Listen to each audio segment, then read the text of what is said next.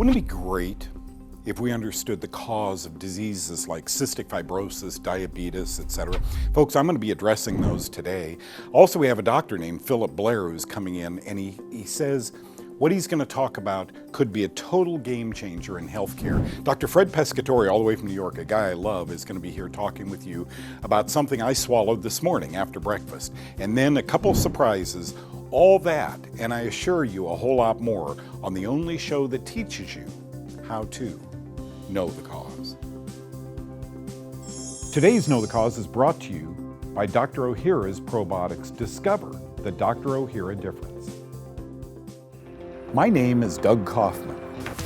For the past 40 years, I've dedicated my life and even my career to finding the root cause of disease. Join me in a team of physicians, pharmacists, and scientists, and soon you too will know the cause.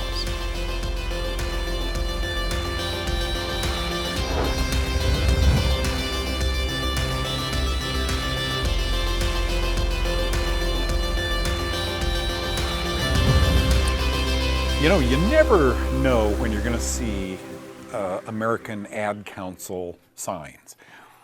I'm at a urinal in a restaurant that we go to, ordered lunch, went in there, and I'm standing there and they have this big thing on the wall that changes ads, right? I couldn't wait to get out of there, get my cell phone and run back in and take a picture. Here's what I saw. A cute little dog, my youngest son and his wife have two of these little Frenchies, and they're the cutest dogs you've ever seen in your life. And it says, if you can read that, 84 million Americans have pre-diabetes. And you're shaking in your boots. Even puppy lovers have pre-diabetes. Where do you stand? Boy, go get your blood tested today. Do I have prediabetes.org? And down at the bottom, Ad Council, and you'd guess American Diabetes Association, and of course the American Medical Association, and of course the Center for Disease Control, all lined up to pay for that ad. Do you remember the song The Hustle? Doot, doot, doot, doot, doot, doot, doot, doot. It's almost as if it feels like a hustle. Wow, I wonder if I have prediabetes. They say that tens of millions of people have prediabetes. It's not enough to have type 1 diabetes anymore, or type 2 diabetes. There's even a type 3, which is gestational diabetes. There's going to be a little diabetes 5, 6, 7, 8, 9, and 10. But we all have to get in, have a big soda before you go in. Doesn't really play a role. Put your arm out. I'm kidding you.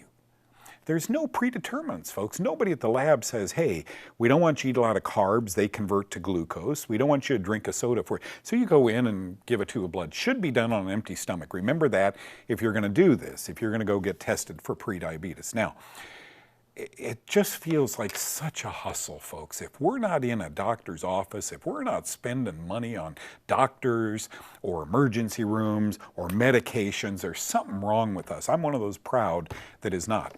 Diabetes costs, 1997, 44 billion. Is that billion? Wow. 202, 92, 174, 218. You know where this is going. It's going to $1 trillion. And folks, if we all get tested for prediabetes, we could beat those numbers tomorrow.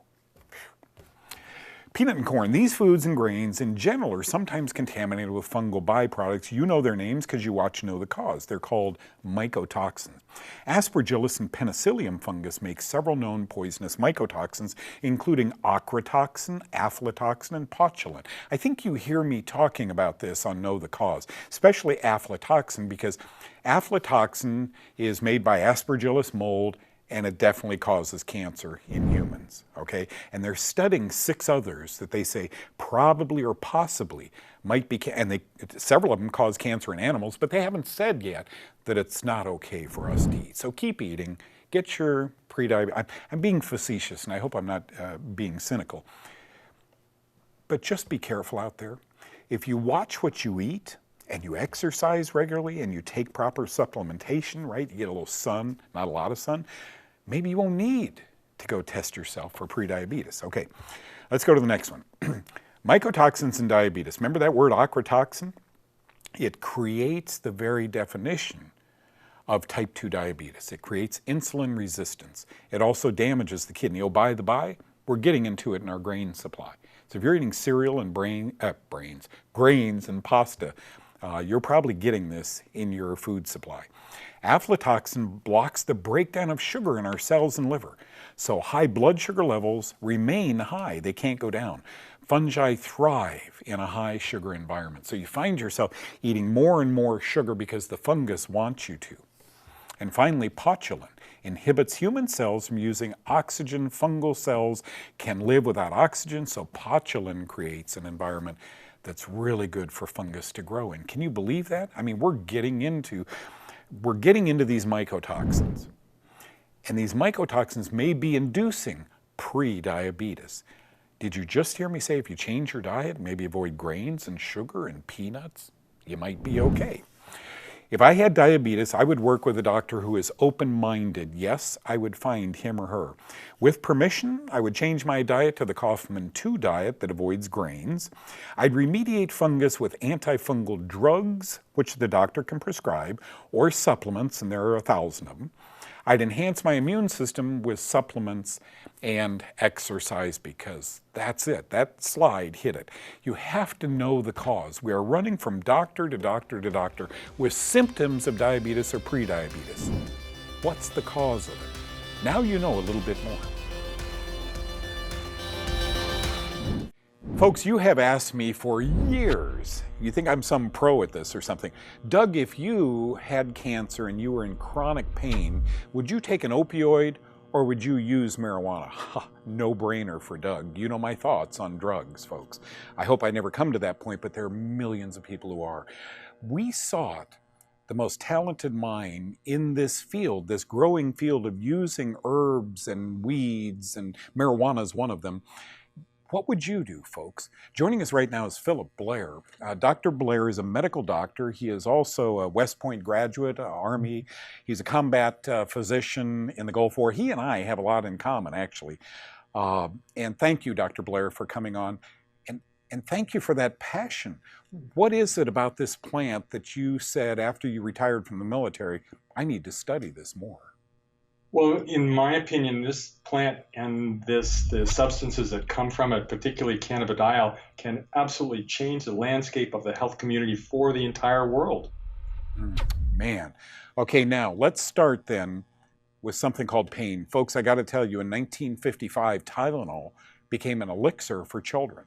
Really. There are 52 million Americans who take Tylenol weekly.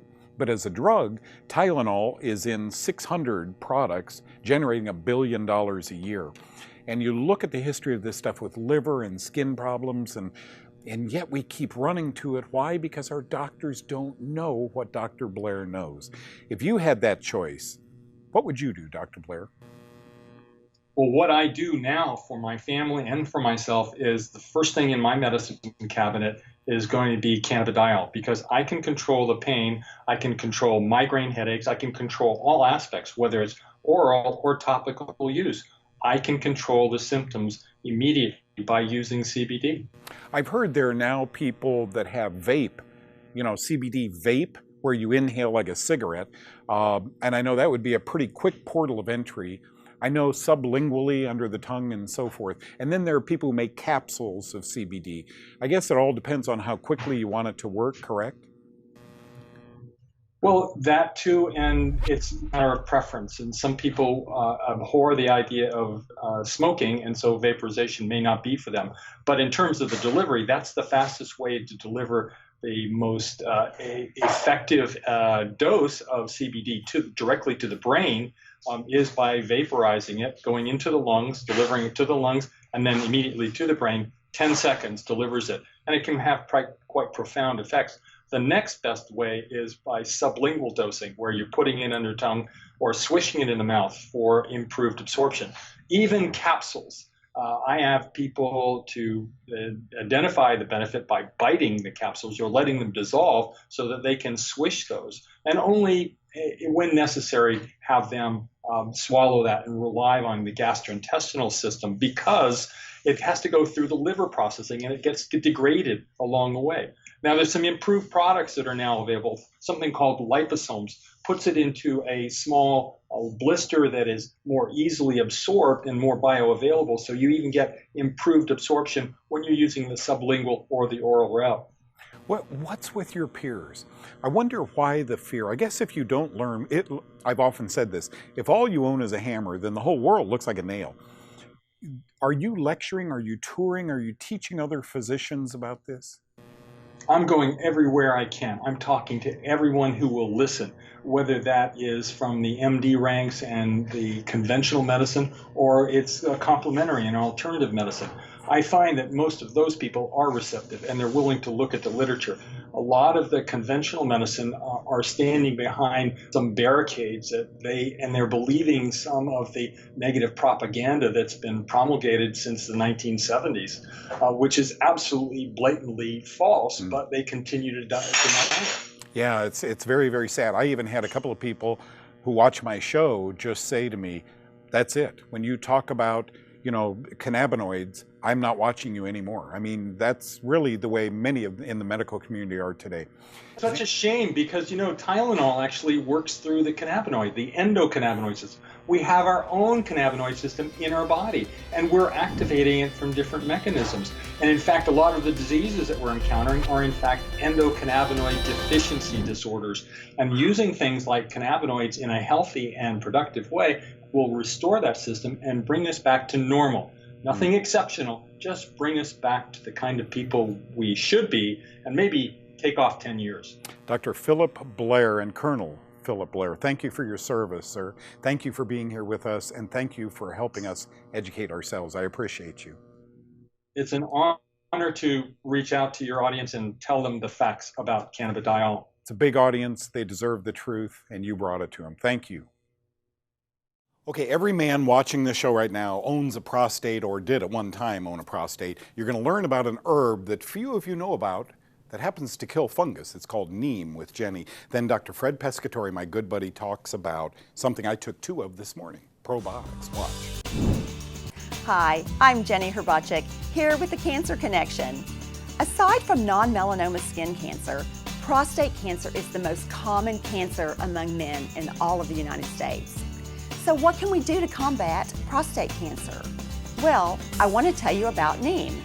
The neem plant's leaves, bark, fruit, seeds, and root contain compounds that are anti-inflammatory, antifungal, antibacterial, antihistamine, anti-ulcer, anti-malarial, anti-arthritic, and the list goes on and on. Animal research from the National University of Singapore suggests that one of the compounds in neem, nimbolamide, may shrink prostate tumors as much as 70% and suppress the metastasis by about 50% if taken orally for over 3 months. Neem is widely available as a supplement or in a tea. For Know the Cause, I'm Jenny Herbacek. Okay, you guys caught it peripherally there. Dr. Fred Pescatore, all the way from New York, is my guest right now. Thanks for coming in. Thanks for having me. It's so good to see you. I only get to see you a couple of times a year, but I refer people to him because he's a different kind of a physician. A physician, for example, that might look at the body being out of sync when the ear rings, the body out of sync when the ear rings. You're a physician who uses commonly probiotics, and you've done that most of your career. My entire career, actually. It's serious. When you got back from China, studied overseas alternative medicine, and brought back some really interesting things from studying that. Then you dovetailed that with conventional medicine, and that's your practice today. Why Dr. Ohhira's probiotics? I'm big on them too, by the way. Well, Dr. Ohhira's is actually very unique. Yeah. It's been unique for years and years and years. I love the fact that it's a live system, and that to me is super important because when it's living, it's one of the few probiotics that are actually alive that doesn't have to be refrigerated. And so there's a lot of unique manufacturing practices that go into making this particular probiotic. And because of that, you get what we now, everybody else is jumping on the bandwagon for. It's got prebiotics, it's got the probiotics that we all know about, and it's got postbiotics. And these are things that Dr. Ohhira had and Dr. Ohhira knew about when he was developing this formula that nobody else did. And so that's why I'm always on the lookout for what is really the most natural way of bringing health and healing to people. And probiotics is clearly a winner in that category, but Dr. Ohhira's is absolutely the only one I would ever use, and it's the one I use with my patients. Listen, when you say live, I'm so into that. When you say prebiotic, that's kind of the squash, the little aliquots, little tiny amounts of squash that these living bacteria eat. Those guys are alive in here. But when you say postbiotic, what does that mean? Well, postbiotic are the post-metabolites that the bacteria are actually producing, the lactic acid bacteria, the things that actually are necessary for the proper functioning of the GI tract. So it's not enough to just get bugs in there, fresh, clean, new bugs. Yep. It's important that they adhere to the lining of the digestive tract, that they're able to actually work. And that's the only way these things can work. I mean, you can throw 5 billion, 10 billion, you can throw all the spores you want in there. But when you have a live system like this, you know exactly what you're getting, you know exactly how it's going to work on the gut and increase the ability of the lining of the gut to absorb these probiotics. Because if you're just taking stuff and it's not working, why are you taking it? Everything I read today has gut terrain, the terrain of the gut. And who'd have thought, 20 years ago? I know. But today it is. What happened down here that makes Americans' gut go? Why are we so sick? And given that 70% of our immune cell is in these bacteria and we're erasing them, what happened to us? What happened? Big pharma happened, big agribusiness happened. I mean, the world was just, as we know, it was taken apart. Our food supply was damaged. We take too many antibiotics. We take too many drugs of all sorts that big pharma pushes down our mouths. Yep. And everything we pretty much eat, all the cleaning supplies, everything's toxic. So that all disrupts the gut. And when our gut is constantly and chronically disrupted, then that's where all health begins. All health begins in the gut. Isn't that fascinating? It's unbelievable to me. And it's also, everybody's on antidepressants and all of that stuff. Where do you think all of our brain chemicals come from? Our There gut. you go. There you go. Isn't Our that gut. fascinating? Dr. Pelton was here. Ross Pelton, was here a short time ago. Another big Dr. Ohhira fan. And he was saying, Doug, it's not so much what you eat, but what you absorb. When you're talking about 10 zillion units or, that's irrelevant. It's how much is going to be absorbed and then make the good chemicals that sustain life. Antibiotics, they have really taken a toll. Thank God for them, right? 60, 80 years ago. Absolutely. But they've really taken a toll on the terrain of the gut. Well, and it's not just the antibiotics that we consume. It's the antibiotics that the animals consume that we then consume. Good so point. we're getting antibiotics because there'll be people out, our listeners, your viewers will be like, I don't take antibiotics. But if you're not eating cleanly, the food that you are eating have antibiotics in them. So we're getting antibiotics everywhere we turn. Yeah. It's so amazing. You think about it, if you eat the chicken, if you eat the pork, if you eat the beef, you're eating the antibiotics that they ate. Dr. Ohhira's probiotics, you have a choice. And I've known you for 15 years? A long time. And these are always sitting on your desk at the office for about 15 years. Dr. Fred Pescatore, a good friend of all of us here at Know the Cause, a physician I wish all of you had Dr. Pescatore as your doctor. Then you'd see. Thank you very much for coming. Thank you. Okay, I want you to pretend this audience, large audience, few 100,000 people watching, are all doctors. What causes cancer? If you're a doctor, a nurse, a medical person, you're going to say these two words, genetic mutations. Would that not beg a second question? What causes genetic mutations? We have a friend, John and I, producer, that has cystic fibrosis. Incredible brain. He's a PhD. I mean, brilliant guy. And he's trying to figure it out. I think Matt is going to figure it out. I really think he's going to get it. Whereas so many people are walking into these clinics and they can't breathe, folks. Do you ever wake up in the morning and you got all that stuff? This is the way they live. They live with this mucus in their lungs all the time. And they have these machines that, pat or hit their back to break it up. And they have all sorts of medications, and they have what's called a spirometry test. Blow as hard as you can. Wow, you've only got 40% lung function. That's all the air you're getting out. I'm trying, I just can't get any more out. Cystic fibrosis. So let's try and understand cystic fibrosis, not from a medical perception, rather from a common sense perspective, okay? Here we go. So what causes cystic fibrosis? The medical community all says in unison, genetic mutations. Okay, what causes genetic mutations? Every physician knows that radiation, cigarettes, and various poisons can cause genetic mutations, but very few doctors know that fungi emit poisons called mycotoxins, and these are well documented as being mutagenic. They cause genetic mutations. Just right there. You're a smart audience. On my Facebook 3 times a week, I do 3 hours a week with Facebook. I get to talk to you live. I can't believe how smart you are. You get this. Wait a minute.